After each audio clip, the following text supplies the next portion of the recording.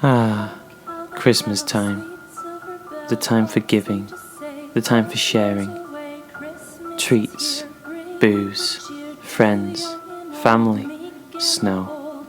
All the things you expect and think of during Christmas celebrations. But what you don't think of is the bad things. Like kidnappings, stalkers, or even a few corpses here and there. These are 4 true horror stories about Christmas. The worst thing is, they're all true. So sit back, relax, whip out the treats, whip out the nice cup of cocoa you probably have, or crack open a can, and enjoy the Christmas special.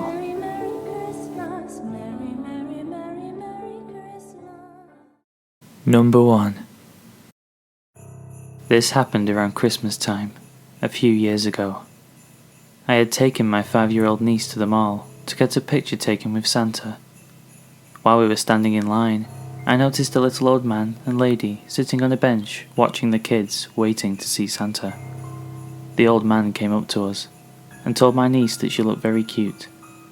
I told him thank you, and he went back to sit on the bench with his wife.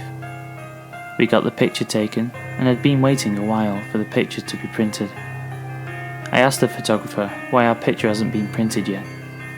He told me that my mother had already gotten the picture and pointed to the little old lady who had been watching us in line before. I went after the old man, and presumably his wife, and told them to give me the picture back. The old man seemed embarrassed and told me that his wife grabbed our picture by accident and she had meant to take their granddaughter's picture. He apologised, but I had a weird gut feeling that something was off about them. Next, I took my niece to the merry-go-round, and like magic, the old people were there too, still without any kids. The lady waved at my niece, and smiled a big toothless smile at us. At this point, I decided it was best if we left the mall. I took my niece to get lunch at a favourite restaurant that is almost all the way across town from the mall. I felt much more relaxed as we had lunch, completely forgetting about these weird old people from before. As we were driving home, my niece spotted a playground that is close to a different, much smaller mall. She begged me to stop at the playground. There was a young man there with a little boy on the swings, so we weren't alone. Another car pulled up into the parking lot shortly after we got there. We played for a little while, and I noticed that no one had gotten out of the car. I looked at the driver's side of the car and sure enough, it was the same old people. They had followed us from the mall, to the restaurant, and then to this playground.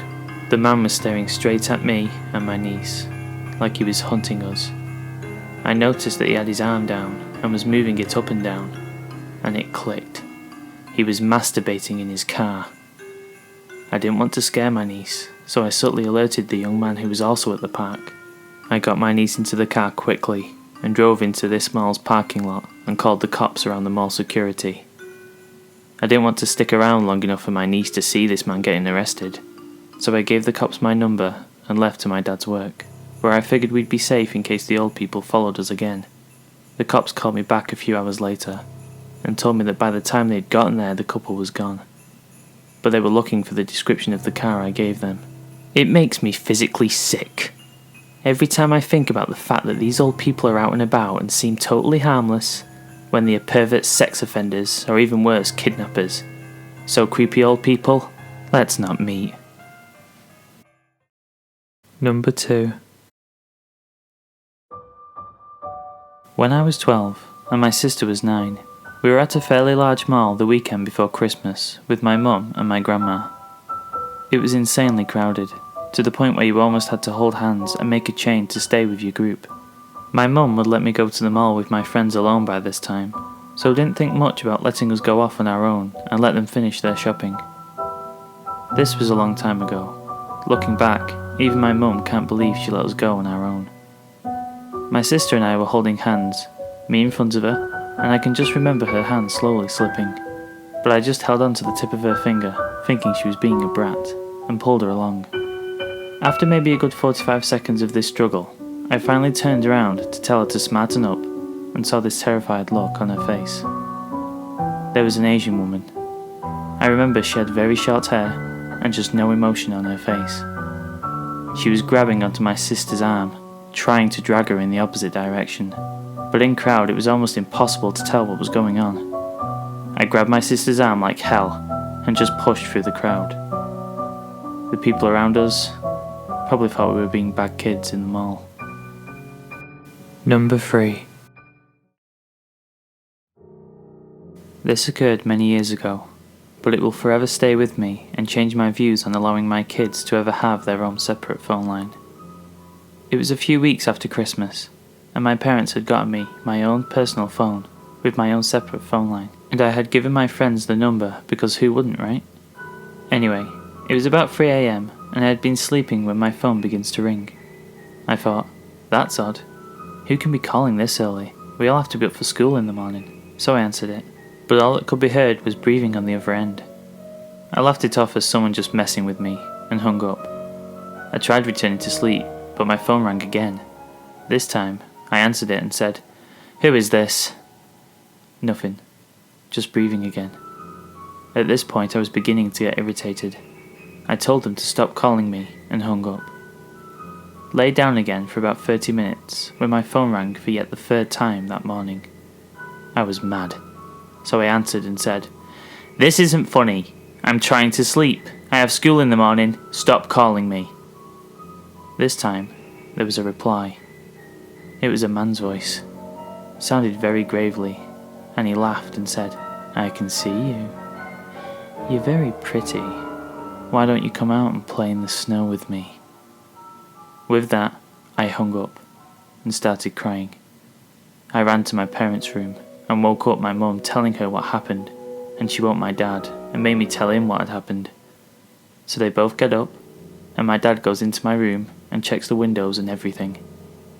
Makes sure all the locks on the doors are locked, and proceeds to tell me it's just someone playing a sick joke, and that everything will be fine, and tells me to just unplug my phone from the outlet. I finally go back to sleep until my mum wakes me up for school. I get up and start getting ready. Open my blinds to my window that leads to the backyard, and noticed on this very frosty morning that there were handprints all over my window. I called my parents in there, totally freaked out. My dad immediately calls the police.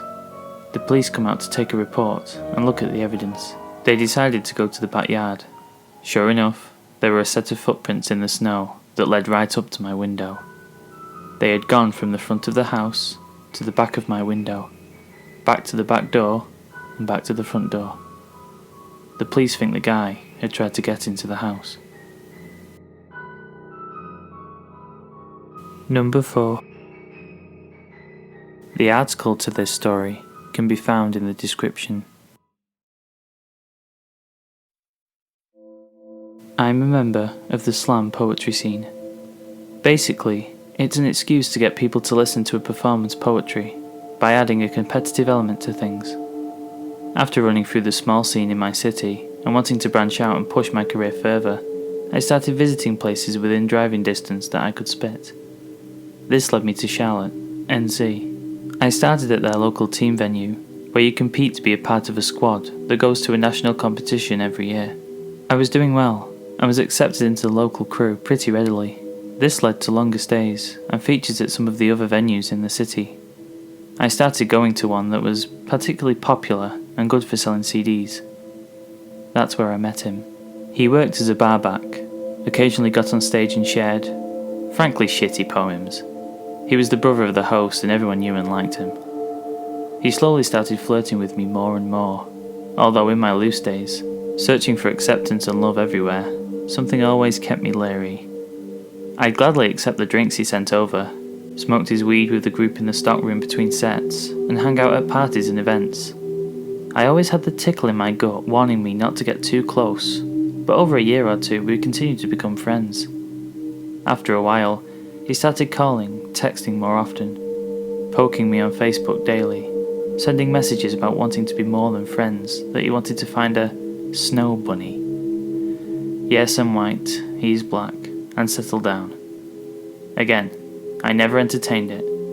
There was something gnawing at me, the crazy in his eyes too hard to miss. I eventually moved to Denver, to take a position teaching poetry and work at a friend's law firm. The second Christmas I was there, I got the call. A friend from Charlotte relayed the following. He had found his white girl and got her married. They seemed happy at first, but slowly began fighting more and more. It spilled over into the venue, and often they had to be separated by friends from physically attacking one another in public. One friend, later thinking back, remembers the last time she saw them together. Him pushing his wife, followed by her throwing a drink in his face and scratching his neck deep enough to draw blood. She said, after the couple had been dragged away from each other, she sat with him and smoked a cigarette. She says she laughed and said, "You guys are going to kill each other." Around Christmas last year, his wife just stopped coming to the bi-weekly events they both attended regularly. He explained it away that they were on a break. Time goes by.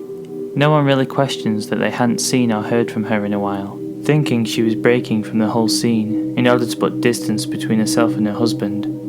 Her parents, however, hadn't heard from their daughter since the Thanksgiving dinner. They would call him, he would say everything was fine, and blow them off. This continues until a week after Christmas, knowing their daughter would never miss a holiday without at least a call. They call the police, send them to the couple's home for a well-body check. The cops arrive, knock on the door and are let in. They ask him where she is. He replies, "She's in the bedroom." He shows them to the room, and there she lay, dead for weeks, rotting in their bed. Oh, and he killed a little dog too. During this time, he had been attending events, hosting hip-hop nights, even publishing a blog on making a marriage work on one of the local organisation sites, never once letting on that every night he was going home and sleeping with his murdered wife. The sickest part of it all? He has a child from another relationship, a daughter whom he gets to celebrate every other holiday with. That Christmas they opened gifts, had dinner, cuddled up on the couch and watched movies less than 100 feet from her decaying stepmother. I don't know what would have happened if I'd ever taken him up on his offer to date, but I do know me and my gut are going to stay on speaking terms, and I will always, always listen. Hello friends, thanks for taking the time to watch my Christmas special. I hope you enjoyed it. It was really difficult finding stories for this topic, as there's not many up-to-date ones, and they're all pretty old. I hope this wasn't an issue, and you enjoyed them regardless. Thank you for all the people who are liking my videos, commenting, and just showing love by subscribing, and just being there for me overall. I started my channel in October, and it's done pretty well up to this point. It's been a really good year for me on YouTube, and I never expected to get near the 100 subscriber mark. Let's just hope that by some miracle I reach 100 subscribers for Christmas Day, and if not, I'm sure we'll get there eventually. Anyway guys, thanks again for your support. I wish you all a happy Christmas and a happy new year, and you can expect more true horror stories, creepypastas, gameplay videos, and much more coming from this channel within the next year. Thank you guys for your support, and more vids coming soon. Take care.